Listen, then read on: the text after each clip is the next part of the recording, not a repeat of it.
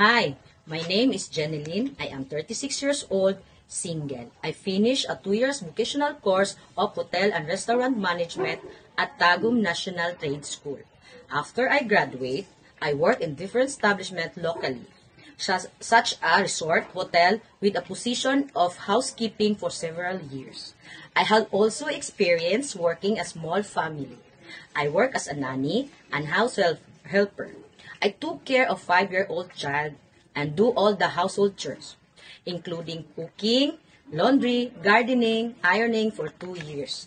Currently, I work the same. I am a nanny and all-around helper to Dr. Jason Irma. I took care of his 9-year-old son. I send and pick him at school, and after, I do all the household chores. I work for them for about 5 years now. I can say that this line of job is my expertise. And to my future employer, if ever I get hired, I am proudly say that I am loyal, honest, trustworthy, hardworking, and I have eagerness to learn more. And I promise and assure you that I will do my duties and responsibilities to do the best as I can. And I will treat you as my own family.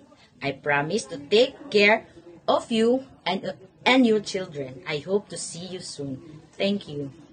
And God bless.